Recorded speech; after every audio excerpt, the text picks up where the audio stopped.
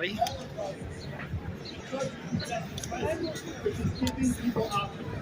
Again, if you live in a place where cars are the only way you have to get around, your leaders have failed. This is options, and these are the leaders who are going to make this. Thank you very much.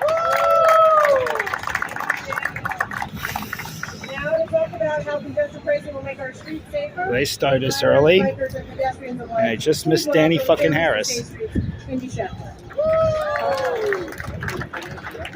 Look at this big production to tax New Yorkers. We have beautiful sunny news from Washington. But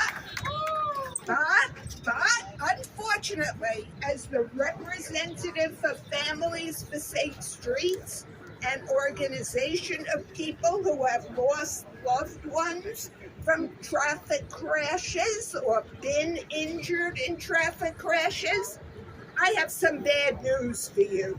We are in the middle of an epidemic of crashes. Congestion pricing is one way of limiting the death and injury toll. At a community board meeting once, a person said to me, "Don't talk about death, it's silly." A few weeks later, we had another fatality on the road. I'm a driver, and I am not a person who says no cars should be killed.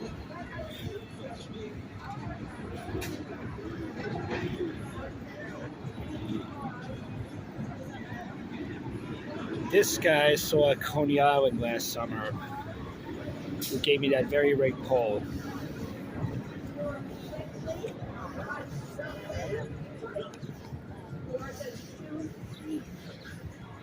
We need to give people incentives to rationalize. State police are here. That's odd. So let us say thank you to all those who have brought us so far.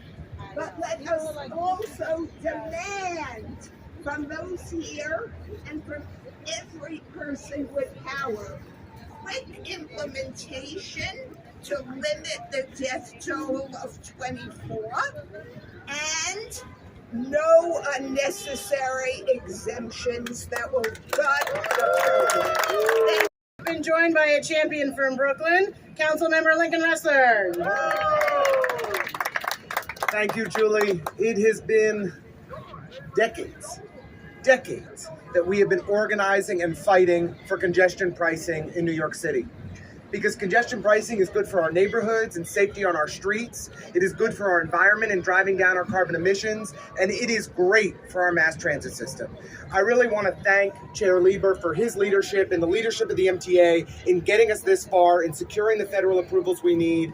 I want to thank my friends in Albany who voted for this, who fought for this. And I want to thank all of you who have been organizing day in and day out over the years to get us this far. We are not there yet. And we need to see congestion pricing implemented as swiftly as possible with minimal exemptions. And the thing that's really important for us in Brooklyn, we need to have equal tolling across the different entries. So whether you're coming in at the Battery Tunnel or across one of our bridges, it needs to be at the same price point so that we are ensuring that traffic is spreading equally across our neighborhoods. Thank you for the clap on that one. I see there's a Brooklyn guy in the back. We appreciate you. It's this simple. Over 30% of the emissions in New York City come from our transit, our cars and our trucks. And if we are going to achieve our climate goals, we need to start getting people out of their cars and into buses and trains. But our mass transit system needs more sustainable revenue streams, and congestion pricing is just that. It is a way for us to ensure that we achieve the vision of 6-minute service, that we have safe and reliable transit in every neighborhood, every day of the week, morning and night. Our mass transit system is what makes New York City great, and congestion pricing is going to fund it long term. So let's make this happen. And New Jersey, you know what we feel about y'all. Listen, we don't mind New Jersey. We just want them to take mass transit to get here. Congestion pricing, we've already heard, is going to give us an opportunity to reimagine and repurpose how we use our streets. To talk more about that, please join me in welcoming Jackson Chabot, who is the Director of Advocacy for Open Plans. Son of a... Good morning, everyone. I know I, for one, did not put on sunscreen this morning and the sun is hot, so I will be incredibly brief. But before I begin, what do we want? When do we want it? Now! Exactly that. We're on the cusp of congestion pricing, and we need it now. As you've heard from other speakers this morning, we need it with few exemptions. We need a full program that will fully fund the MTA's capital budget. We need it now. Now is an important word here. We're also amidst a traffic violence epidemic, as you've heard from other speakers today. This year alone has been incredibly violent, incredibly dangerous for people walking, biking, and as well, that means they're probably taking the bus or public transportation otherwise. This year, we've lost so many children already in many parts of the city. We need safety. We need public space. We need efficient transit. And as other speakers have pointed out, we need it to be giving people options across the city. Union Square, where we stand today, amongst the 14th Street busway, University Place, which has traffic calming, Broadway Vision just up the way, is a perfect ecosystem of all of this. And we need this across Manhattan. We need this across the city, and we need it now. Thank you, everyone. Now, there's no one better than our next speaker to talk about how congestion pricing can improve and expand transit, especially for lower-income New Yorkers. Please welcome Dana Dennis, who's from the Riders Alliance. Thank you. Good morning, everybody. My name is Dana Dennis. I'm a senior organizer with the Riders Alliance. This is a great day, and I'm going to line up some things on why. I know everyone's went through some of the positives, but I really want to make them shine.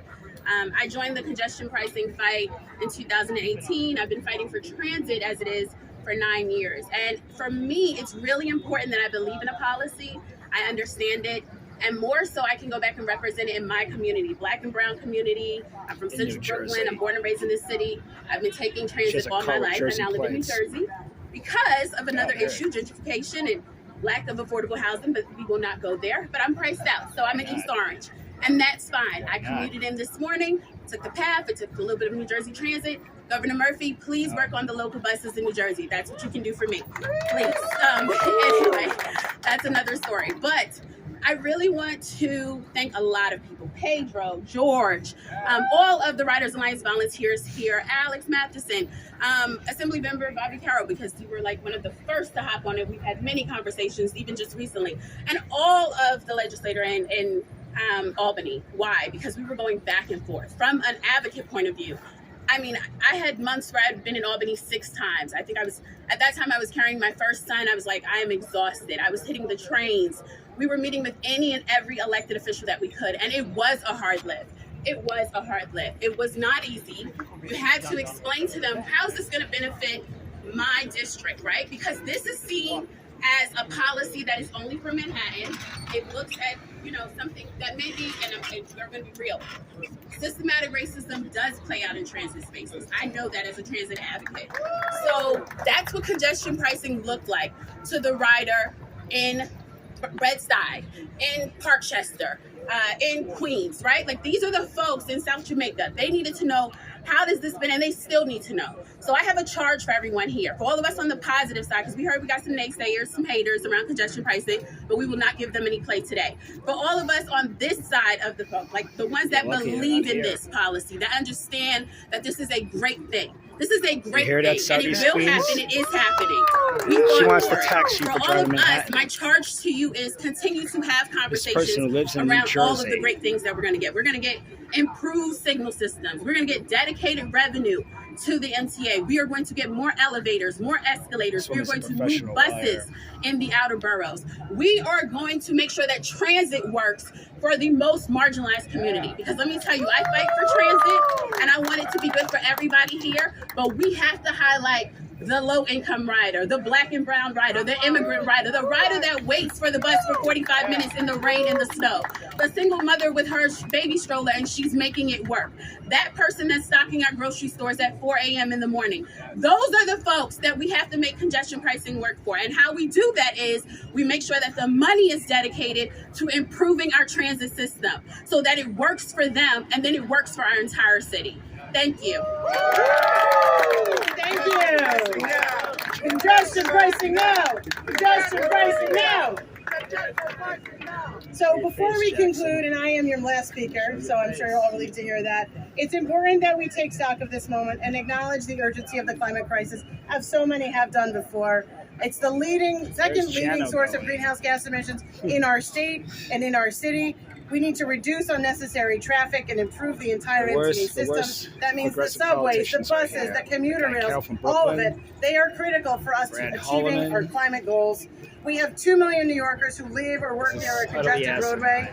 Congestion not only harms our environment and slows traffic, but it increases air pollution and it causes a major drag on public health. 1 in 10 children in New York State have asthma, and that number jumps to an appalling 1 in 4 for people in low-income communities and communities of color in the city. Asthma is not only an acute health issue, it's the leading cause of school absences. For those